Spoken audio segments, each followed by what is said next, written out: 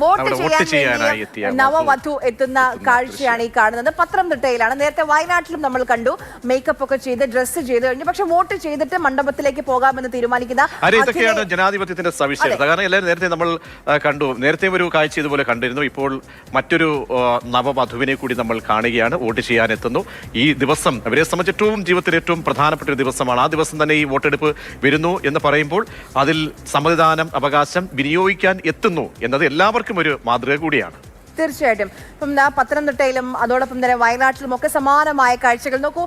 ഇപ്പോൾ ഈ കാണുന്ന ദൃശ്യങ്ങളൊക്കെ നമ്മുടെയൊക്കെ മനസ്സിന് സന്തോഷം നൽകുന്ന, ആ ജനാധിപത്യത്തിന്റെ ഭാഗമാകുന്ന മനുഷ്യരെ കാണുമ്പോൾ അവശതയുണ്ട്, ആരോഗ്യ പ്രശ്നങ്ങളുണ്ട്. പക്ഷേ അങ്ങനെയുള്ള എല്ലാ വെല്ലുവിളികളെയും അതിജീവിച്ചുകൊണ്ട് ചെറിയ കൈക്കുഞ്ഞുങ്ങളുണ്ട്, വീൽ ചെയറിൽ വരുന്ന മനുഷ്യന്മാരുണ്ട്, കൈത്താങ്ങ് കൈ പിടിച്ചു കൊണ്ടുവരുന്ന മനുഷ്യന്മാരുണ്ട്, അമ്മമാരുണ്ട്, അമ്മൂമ്മമാരുണ്ട്. അവരൊക്കെ പക്ഷേ വോട്ട് ചെയ്യണം, വോട്ട് ചെയ്യും ഞങ്ങൾ എന്ന് മനസ്സിൽ ഉറപ്പിച്ചുകൊണ്ട് പോളിംഗ് ബൂത്തിലേക്ക് എത്തുന്ന നല്ല കാഴ്ച. ഇതാണ് എല്ലാവരും അനുകരിക്കേണ്ട മാതൃകയാണ്. പലപ്പോഴും നമ്മുടെ യുവാക്കളൊക്കെ തന്നെ ഇത്തരത്തിൽ വോട്ടിനോട് മുഖം തിരിക്കുന്നു എന്ന് പറയുമ്പോൾ ഇവരൊക്കെ എത്രത്തോളം അവരുടെ അവശതകളെ മറന്നുകൊണ്ടാണ് മറികടന്നത്. ഇപ്പോൾ നമുക്ക് ശക്തമായ പോരാട്ടം. ഇപ്പോൾ പോളിംഗ് അപ്ഡേറ്റ് പ്രകാരമാണെങ്കിൽ 33.28 ഏറ്റവും ഒടുവിലായി തെരഞ്ഞെടുപ്പ് കമ്മീഷന്റെ ഔദ്യോഗിക വെബ്സൈറ്റിൽ നമുക്ക് ലഭ്യമാകുമ്പോൾ വയനാട്ടിലേക്ക് പോകാം. വയനാട്ടിൽ 3 മണ്ഡലങ്ങളിലും നല്ല രീതിയിൽ തന്നെ ജനങ്ങൾ ചടുലതയോടുകൂടി തന്നെ വോട്ടെടുപ്പിനെ സമീപിക്കുന്നു എന്നാണ് അറിയാൻ കഴിയുന്നത്. കൽപ്പറ്റയിൽ 33.54, മാനന്തവാടിയിൽ 33.52, സുൽത്താൻ ബത്തേരിയിൽ 33.24. എനിക്ക് തോന്നുന്നു ഏകദേശം ഒരുപോലെ ഒരു കണക്കാണ് ഈ 3 മണ്ഡലങ്ങളിലും വരുന്നത്. 38.67 ടോട്ടൽ പിക്ചർ.